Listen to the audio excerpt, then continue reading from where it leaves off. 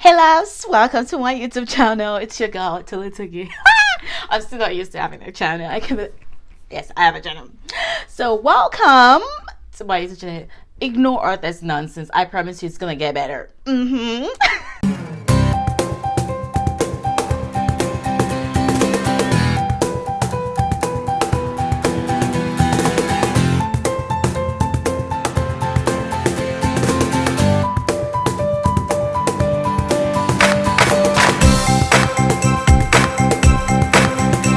My YouTube channel is really going to focus on my journey as an international student studying in the United States. I'm going to cover some tips, some tricks, and everything and anything international student, how to apply, some challenges that we face, and stuff like that. One of the most common questions that I get from people that are planning to go study abroad is, Tolu, what school should I pick? And I'm like, there are like 5,000 schools in the United States. So there's so many options to pick from. Like you might even end up having decision paralysis, just from picking school. However, this video will give you some guides, some filters, some things that you can do to finally arrive at picking that perfect school for you. Unlike in Nigeria, where the school choose you, in the US you choose the school. You can go to any school so far you meet the requirements. All you have to do is just meet the requirements, and then you can get into school. Now, this is not a step-by-step process, so don't think about it like you have to do one before the other. This is just like a filter. When you're making that search, when you're doing that research, these are the filters that you can apply. It would help you narrow down your search, and then you can finally just choose one school. Okay, so let's get into it. First thing that you want to do is to pick a location. Once you have your location, it's going to be easy for you to continue the search. So you want to go to school in the United States. They're like 51 states in the United States. You don't know exactly where to go. If you do, already know, you're going to Texas, you're going to California, you already know where you're going because maybe you have family or members or friends in that state that you want to go to. So you could, this is not for you. But however, if you don't already have a location, this is what I would say. These are the things that you should consider when picking a location. First of all, you want to pick a state that is immigrant friendly. You hear me? We are Nigerians, we are black. You want to go to a state where where there's diversity, where there are people like you, where there's representation, where you see people that look like you. You don't want to just go to Alaska. First of all, Alaska is cold, very, very cold, and you're a Nigerian, you come to the United States. You don't want to pick a place that is very cold. It's going to be very difficult for you for the first few weeks, months, or whatever you stay in it. You're never going to get used to it as soon as you think you might. So you want to pick states where most Nigerians go to. And I know you might be like, but I'm coming from Nigeria, I don't want to go to where Nigerians are. Well, you do, because you want to fit in, and then representations really matters. You want to see people that look like you. It's going to give you that sense of belonging, if you understand what I'm saying. It's going to give you that comfort that you're not alone, even though you're not friends with them, even though you're not maybe going there solely to go connect, but just seeing them every day representing you really matters a lot. I already recorded the video, but then I thought I need to just share this with you when it comes to picking the location. If you're going to pick a location, pick up that will suit you. If you're like a city girl, or you love the city life, definitely just go to the big cities in the US. Go to the big cities in the US. Don't go to a small town and expecting, and you're like, oh, well, I'm going to the US. Well, if you end up, you go to a small town, you will not get the same thing that you're used to. So you want to pick a place that feels like home, a place that you're already used to, a place where you know you will thrive. How will you tell if it's a small town? Demographic. Check out the population.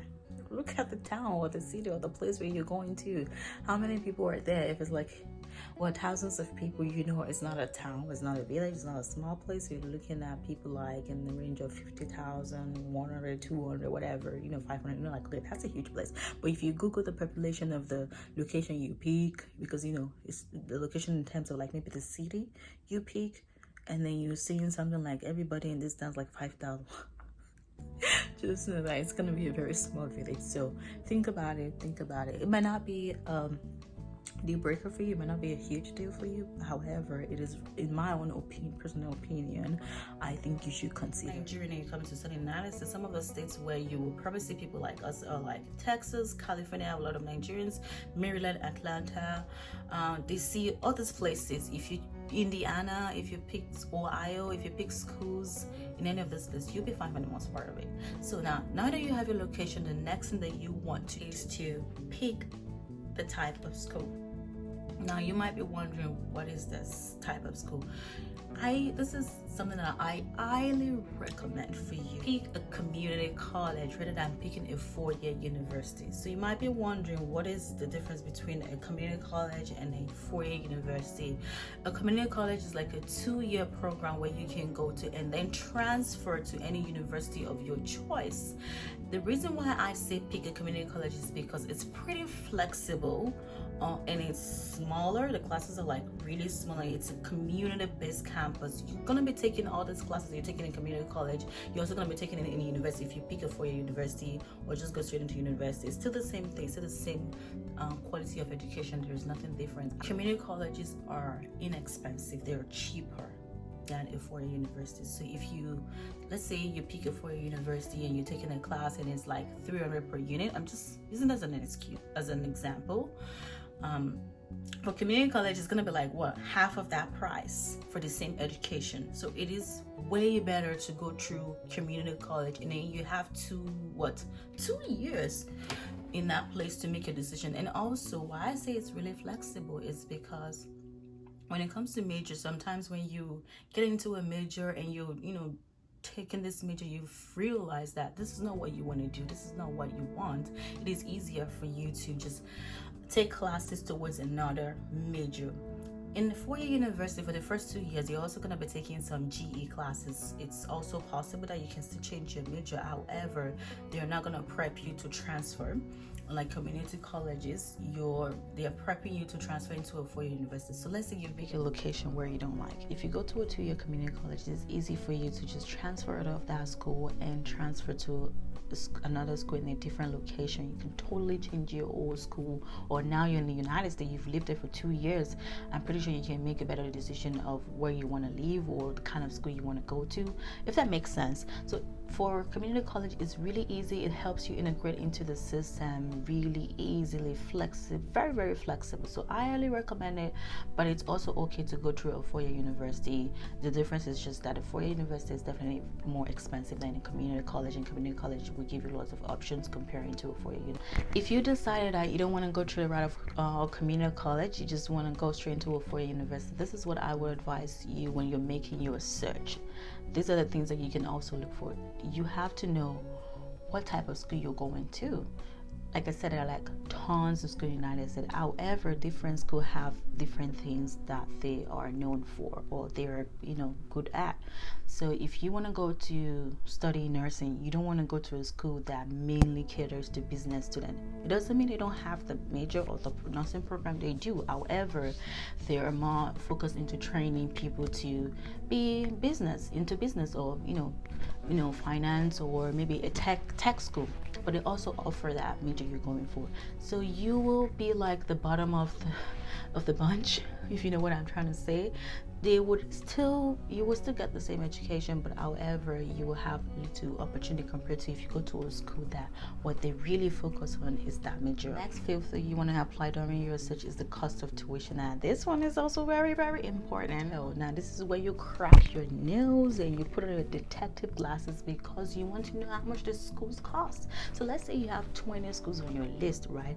You will go and do this and look at all the schools, and you also definitely already have your budget of how much you want to be paying per semester in the school. You already know your pocket, how much you can filter out all the schools that you can afford. Now your list even becomes smaller. You may end up with 5 schools, 10 schools, whatever schools you have left on that search. Just hold on to it. The next thing that I want to recommend and I would advise you to go ahead and research is the student life. This is very, very, very important for international students. Not a lot of schools are very good with catering to international students. I went to 2 community colleges when I came to this country. The one that I went to was like I won't say it's a remote place, but it wasn't like the city life. It was a small town where very few Black people were. And I fit in because I made a lot of friends. But the problem was it was just not my thing. I grew up in the city. I grew up in Lagos. I wanted that Lagos vibe. I wanted that city vibe. I was just tired of being in this boring town, so I had to relocate into another community college. And that's what also one of the benefits of picking a community college. It's easy for you to just transfer out. The application process is easier. Unlike a four-year university, if I just wanted to leave a four-year university, I have to go through this transfer process, which is a little bit hectic.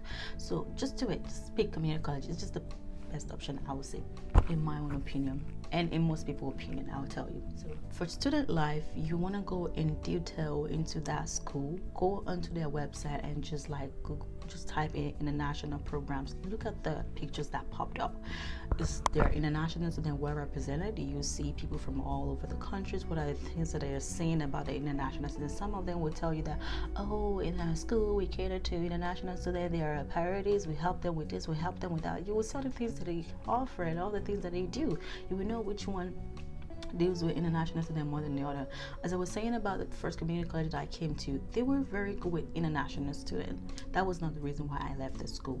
As I've already mentioned, just because I wanted to go to that city life. But the other school that I picked wasn't as good with international students compared to the school that I went to first. And that kind of really affected my academics because, and this is huge, because when I was in that other school, was easy. I knew the places to go to. I knew the people to turn to. I knew the system very well. But unlike this other school, the international representation isn't huge. So very few people even know how to help you or what to do. But it was still good enough to get me through the education that I needed.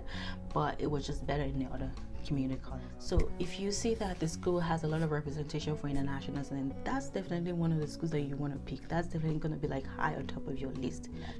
The other things that I want to talk about that, like I said, is not in any particular step. It's just that these are things that you need to consider when you're trying to apply, and it will help you make that decision faster and quicker and even easier to decide, okay, this is the school that I want to go to. Some of you may want to write TOFEL because it's required. As US is an English speaking country, they want to know that you can speak, you can communicate, and you can write very well in English. That's what TOEFL exam is. It's not like a pass or fail. Some schools have a score. That's the problem. So you have to meet a certain score to get into a school. So some people really set their score really high, like 80, and mostly for universities, four-year university, they're always higher than community college. And another benefit of community colleges, not everybody wants to write TOEFL. However, you still want to go study in the United States. Yes, it's doable, it's possible. You can go to school in the United States without TOEFL. So this is a very good one. This might even be where you want to start your own search, depending on what your situation is, right? You can just go ahead and Google schools in the United States that do not accept TOEFL. You have a list of schools. I can guarantee you that these are the schools that you want to apply to. That can easily help you to make your own decision quick and fast. Another thing that I want you to consider is application. Now remember, you're applying to all these schools, but you only want to go to one school, and there's always an application fee for each school that you apply to. It's usually around $50 or $70 depending on the school. You don't want to apply to 20 schools when you only want to go to one and you pay $50 each. You know how much that is. It's a lot of money. So you don't want to do that. You don't want to waste money. What you also do when you're looking for schools in the US is to start your search by Googling schools in the United States or schools in the state you picked, California or Texas. Schools in California that do not accept application fee. Start with those schools and apply to all these schools because it's free, and maybe the cost of tuition is too high for you, so you don't want to apply to a school where you cannot afford to pay the tuition because the application fee is free. Of course not. You have to still at least pick the ones that are within your budget, and then you apply to this. So these are things that you can use to make that decision when you're trying to apply to a school in the US. It is not complicated. Trust me, it is not complicated in making a school. You can just Google any school in the United States and decide to apply to it and go to it. These are the things that I can think of. If you are watching this video and you're currently an international student in the United States and you think of other things, please drop it in the comments. Things that you can think of that people should consider when they're trying to apply to schools in the US. And also do your research. Do not just, hear from one person and then say, okay, this person said this. Compare what everybody is saying. I'm going to be giving you more information and the things that you will find useful. And if you have any questions, just go ahead and ask me in the comment. I will be very responsive. This is my first video. I'm pretty sure I don't have any other thing to do. I will be responding to all of your questions. Thank you for sticking around. Thank you for coming to my YouTube channel. This is my technique. I don't know what I'm saying, but just go ahead and like this video if you do. Subscribe. And until I see you in my next video. Bye.